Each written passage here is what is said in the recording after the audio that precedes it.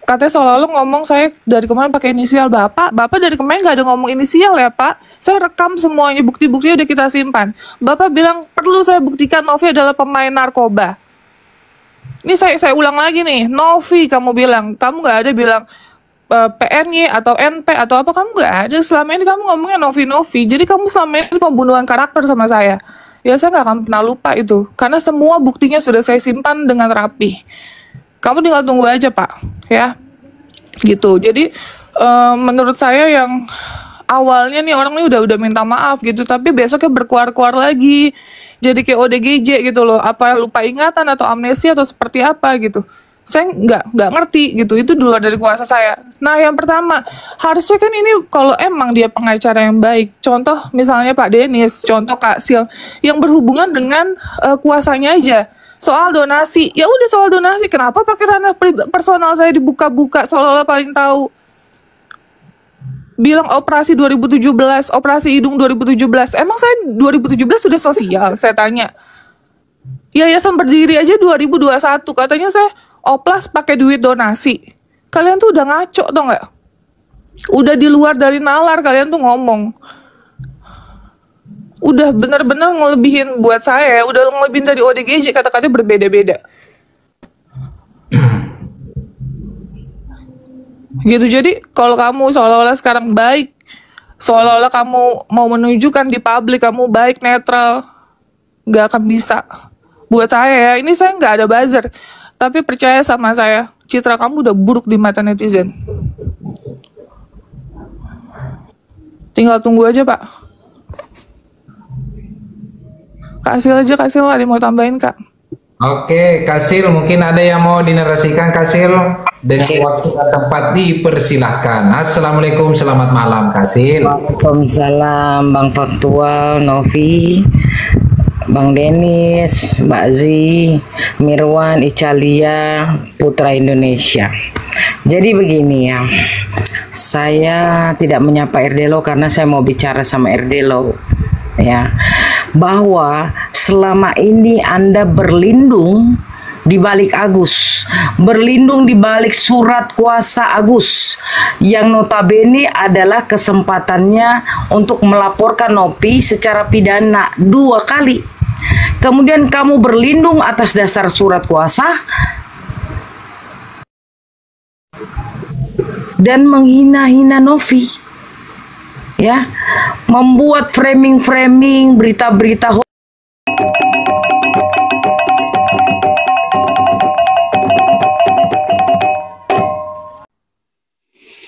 Assalamualaikum warahmatullahi wabarakatuh. Salam Om Swastiastu, Namo Buddhaya, salam kebajikan dan salam sejahtera untuk kita semua. Saudaraku sebangsa dan setanah air, para penonton kanal YouTubeku yang sangat saya hormati dan sangat saya cintai. Kembali lagi saya menemani pemirsa sekalian dalam beberapa menit ke depan guna mengupdate terkait dengan perkembangan dari kasus Pratiwi Novianti alias Teh Novi dan Agus Salim. Kali ini, dalam cuplikan video tadi, kita menyimak bersama-sama bagaimana seorang Pratiwi Novianti meluapkan amarahnya yang begitu besar kepada Erdelo. Jadi, saya berharap bahwa Pratiwi Novianti bersama kuasa hukumnya ini bisa segera melaporkan Erdelo atas tuduhan-tuduhan yang begitu sangat luar biasa kepada Pratiwi Novianti.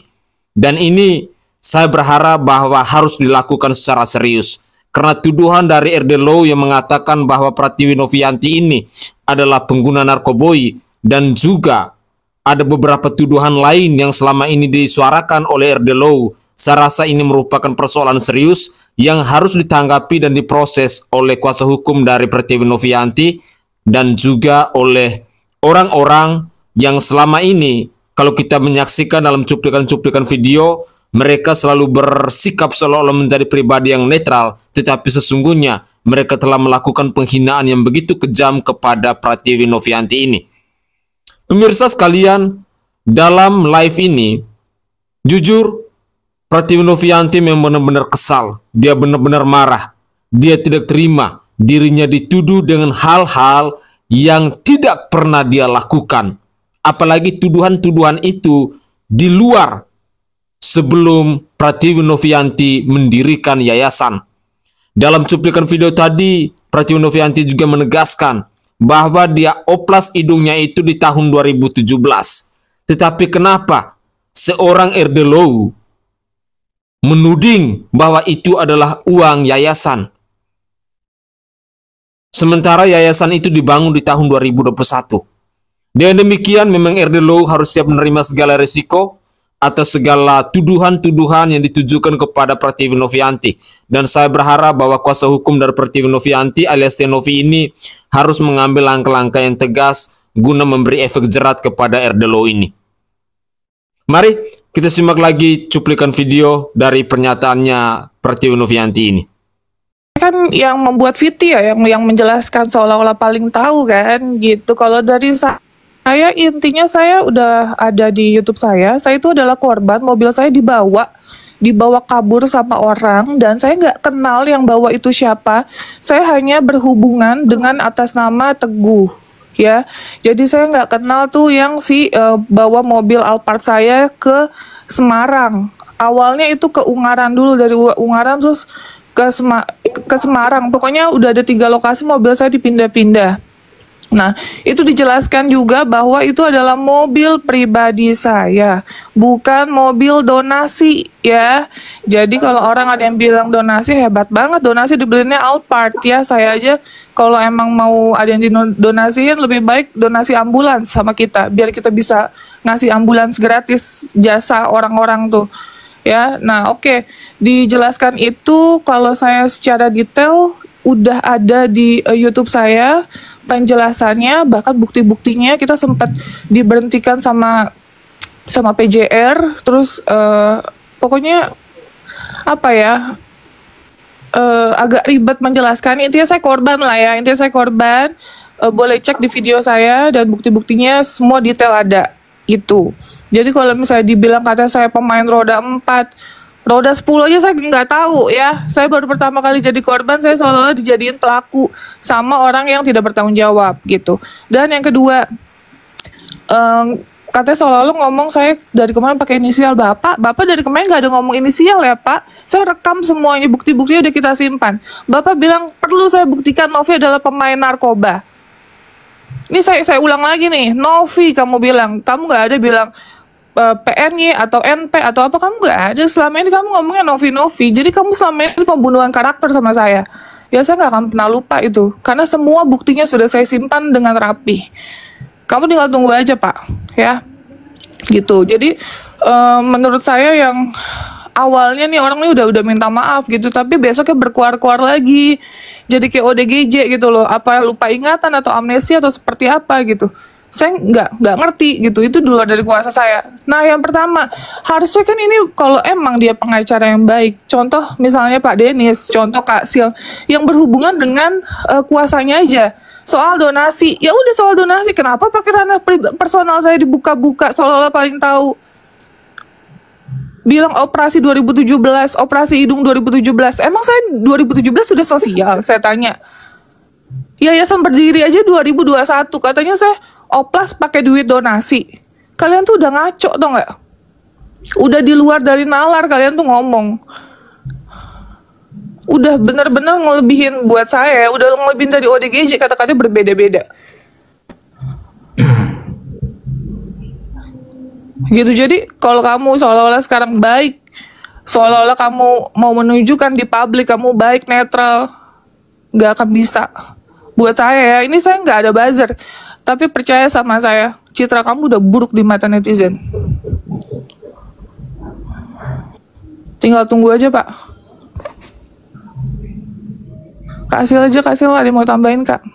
Oke, Kasil, mungkin ada yang mau dinarasikan, Kasil? Dengan waktu dan tempat dipersilahkan. Assalamualaikum, selamat malam, Kasil. Waalaikumsalam Bang Faktual, Novi, Bang Denis, Mbak Zi, Mirwan, Icalia, Putra Indonesia. Jadi begini ya, saya tidak menyapa RD Low karena saya mau bicara sama RD Low ya, bahwa selama ini Anda berlindung di balik Agus, berlindung di balik surat kuasa Agus yang notabene adalah kesempatannya untuk melaporkan Novi secara pidana 2 kali kemudian kamu berlindung atas dasar surat kuasa dan menghina-hina Novi, ya, membuat framing-framing berita-berita hoax, mengata-ngatai. Anda ini punya otak apa enggak? Ya, Anda ini seorang pengacara. Kenapa kemudian Anda menjadi seorang yang sangat jahat sekali? Ya, surat kuasa itu digunakan ya untuk kewenangannya terhadap khususnya di mana. Kalau khususnya melaporkan ya melaporkan saja, tapi Anda meluas melebar panjang kali lebar mengata-ngatai klien saya. Clear dan jelas tentang narkoboy, tentang roda 4. Kalau Anda memang ingin ya berperang soal yayasan, itu harusnya kewenangannya yayasan dong, bukan body shaming, ya, bukan tuduhan-tuduhan yang tidak berdasar. Itu pasal Anda sudah berlapis, dan saya khususnya sudah membuat tinjauan hukumnya dan buat kerangka hukum. Dan kapanpun Novi siap untuk melaporkan Anda dengan pasal berlapis ini, saya siap untuk mendampingi. Tidak boleh sembarang orang kemudian memframing orang, mengatai orang, pembunuhan karakter. Apalagi Novi ini adalah orang yang sedang bergerak di kegiatan sosial, yang sedang membantu banyak orang. Ya, di mana hati nurani kamu? Ketika kamu, saya bingung nih, kamu kemarin itu lagi mabok atau lagi ngobat, ya, sampai teriak, kalau saya tidak bisa memenjarakan Novi, saya akan lepas toga saya. Netizen sekalian, sampai kapanpun netizen, jangan lupakan itu, ya, jangan lupakan kesombongan seseorang, apalagi ini seorang pengacara yang jelas-jelas harus memberikan edukasi hukum kepada masyarakat, bukan malah kemudian mengancam-ngancam dengan tuduhan yang tidak berdasar. Orang pengacara kan sekolah, makan sekolahan, ya, sekolah sarjana hukum, kemudian pendidikan khusus profesi advokat. Di situ undang-undang tentang advokat harus dipelajari. Di dalamnya ada tentang kode etik. Nah, saya bingung, Anda sekolahnya di mana, bro? Ya, sampai sedemikian seperti benci sama Novi banget. Oke guys, sengaja saya mengulang kembali cuplikan video di awal tadi untuk mempertegas bahwa seorang Erdelo memang benar-benar sudah kelewat batas. Sehingga di sini sesungguhnya sudah banyak bukti yang memperkuat bahwa Erdelo ini harus segera diproses. Akibat ketidakprofesionalitasnya dia dalam menjalankan tugas sebagai seorang lawyer, makanya dia blunder. Kenapa dia blunder? Kita semua tentunya yakin dan percaya bahwa persoalan dari Teh Novi alias Pratiwi Novianti dan Agus Salim itu hanya murni tentang uang donasi. Dan kita semua pun pasti yakin surat kuasa pun pasti tentang uang donasi, bukan tentang narkoboy, bukan tentang kendaraan roda 4 dan lain sebagainya. Dan apa yang terjadi? Menjawab tuduhan-tuduhan dari Erdelo ini, bahkan beberapa kali diserang oleh Zanzabela kepada Pratiwi Novianti.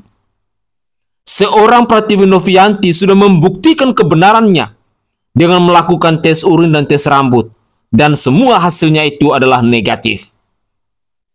Berdasarkan kekuatan kebenaran yang dimiliki oleh seorang Pratiwi Novianti ini, makanya kita mendesak agar kuasa hukum dari Pratiwi Novianti dan Pratiwi Novianti ini harus segera memberikan efek jerat kepada Erdelo ini. Karena ini merupakan contoh yang buruk kepada kita masyarakat Indonesia. Contoh di mana seorang pengacara tidak profesional dalam menjalankan tugasnya sebagai seorang lawyer. Contoh seorang pengacara yang tidak berintegritas. Contoh seorang pengacara yang tidak berkualitas dalam menangani sebuah kasus. Sehingga ini bisa menjadi pembelajaran untuk semua lawyer di bangsa ini, bahwa dalam menyelesaikan sebuah kasus, fokusnya itu adalah surat kuasa yang diterima dari kliennya. Jangan memproduksi persoalan baru seperti yang dilakukan oleh RD Law. Atau jangan memproduksikan persoalan baru seperti yang dilakukan oleh Farhad Abbas. Sehingga seringkali dalam cuplikan-cuplikan video saya selalu saya katakan bahwa kuasa hukum yang mendampingi Agus Salim dan keluarga ini, yang menurut saya cukup fair dan cukup beres, itu hanya seorang Krisnamurti dan timnya. Sementara kehadiran Farhad Abbas benar-benar telah menjadi provokator dalam kasusnya Agus Salim. Kehadiran RD Law benar-benar telah memproduksi persoalan baru dalam kasusnya Pertiwi Novianti dan Agus Salim ini. Sehingga saya berharap bahwa kita pemirsa sekalian yang mengikuti perkembangan dari kasus Pertiwi Novianti dan Agus Salim ini, mari kita mendesak agar Pertiwi Novianti dan kuasa hukumnya ini segera memproses RD Law ini. Karena apa yang dia katakan ini benar-benar sudah merusak marwah, sudah merusak reputasi dari seorang lawyer, dari seorang praktisi hukum. Dan saya berharap bahwa pihak atau lembaga peradi juga harus buka suara ketika menemukan lawyer yang tidak profesional dalam menjalankan tugasnya ini. Apakah lawyer begini patut untuk kita pertahankan? Atau patut untuk peradi pertahankan? Sejujurnya, seorang lawyer, seorang praktisi hukum yang mengerti tentang etika-etika hukum, yang mengerti tentang kode-kode hukum, pastinya mereka harus berbicara, harus bekerja secara profesional mungkin. Bukan hanya sesuka hati, seenak jidat dan semanis udalnya mereka. Sehingga ada nilai-nilai edukasi, ada nilai-nilai positif yang bisa dipelajari oleh kita masyarakat Indonesia. Jangan sampai pada akhirnya kita masyarakat Indonesia ini terjebak dengan narasi-narasi yang dibangun dari lawyer-lawyer yang tidak profesional seperti RD Law dan Farhad Abbas ini. Pemirsa sekalian, berikut ini ada cuplikan video yang bisa menghibur kita semua yang datangnya dari Emak Warokah tentang komentarnya mengenai uang donasi yang awalnya dari 5 juta hingga menjadi 500 juta, di mana komentar ini ditujukan kepada Wawa dan keluarganya serta Agus Salim dan keluarganya. Mari kita simak bersama-sama.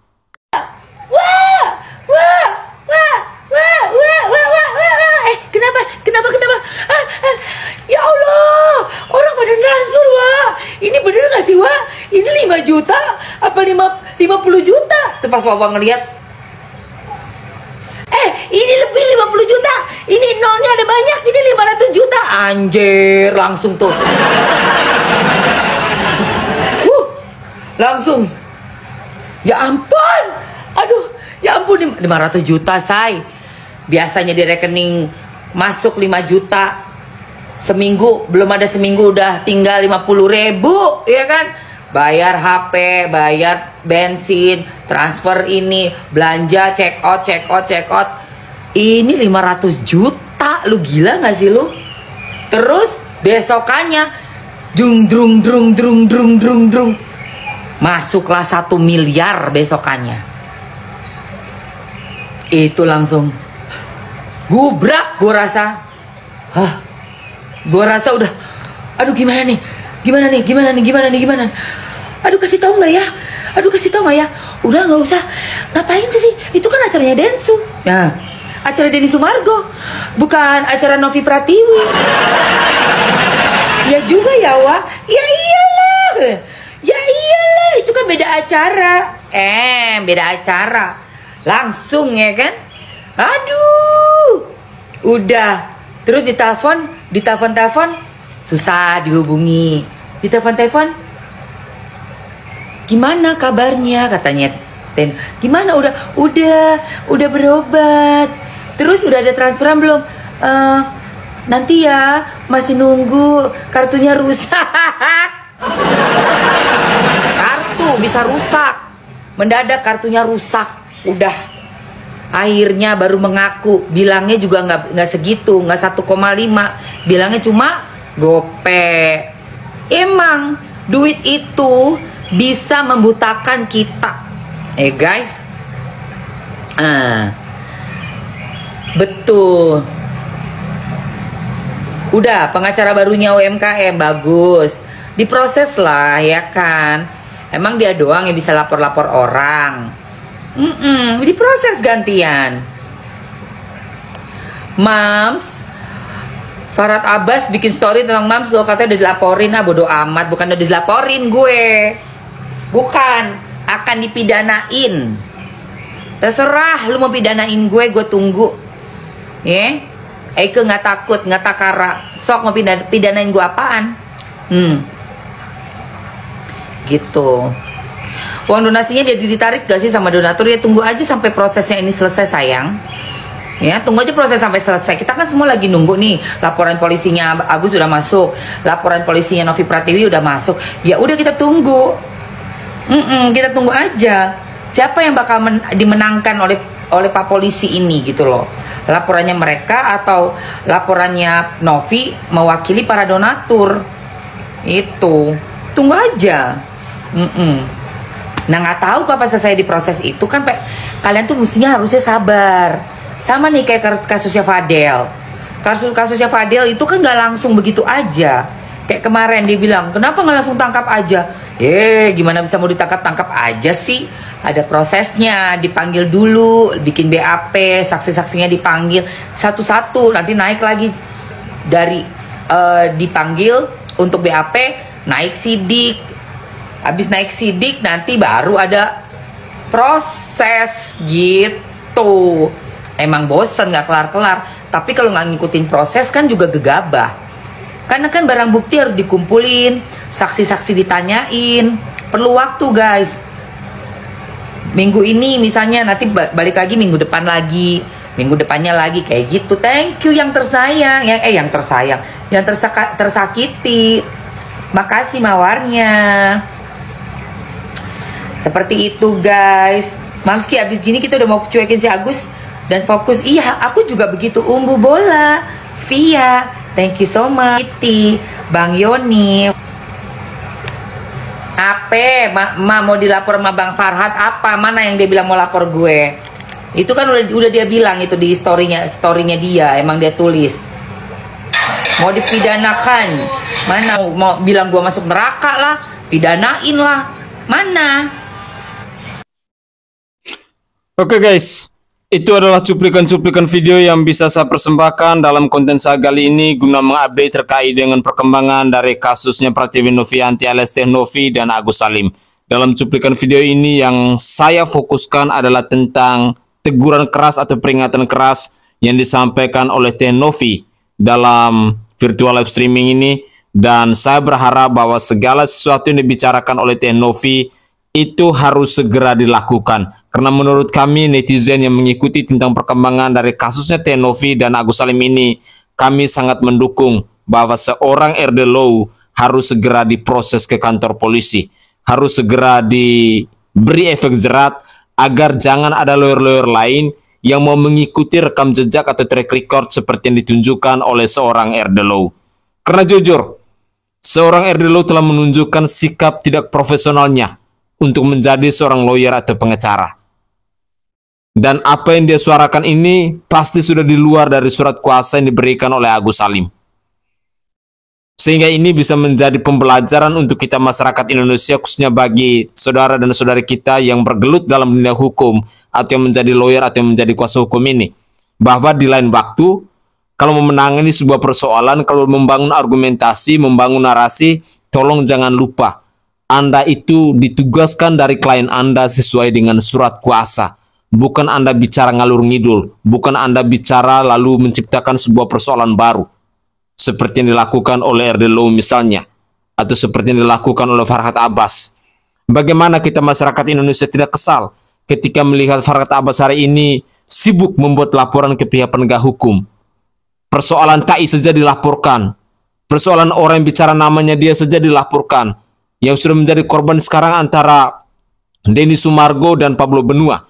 Tinggal kita menunggu siapa lagi yang mau dilaporkan oleh Farhad Abbas. Tetapi dia tidak sadar bahwa sekelompok pedagang UMKM saat ini sedang melakukan aksi unjuk rasa yang mengkritik, yang menghujat kepada Farhad Abbas dan Elsa Sharif. Inilah bukti nyata jikalau seorang lawyer atau kuasa hukum tidak profesional dalam menjalankan tugasnya. Semoga saja ini menjadi pembelajaran penting untuk kita semua, khususnya saudara dan saudari saya yang adalah seorang praktisi hukum, yang adalah seorang lawyer, agar ke depan dalam menjalankan tugas ataupun amanat dari klien Anda, jangan pernah lupa bunyi atau isi surat dari klien Anda. Jangan Anda berbicara melebar kemana-mana yang pada akhirnya hanya mau menciptakan persoalan baru. Karena sesungguhnya itu yang sangat dijijikkan dan dimuakan oleh netizen di tanah air ini. Begitulah kira-kira.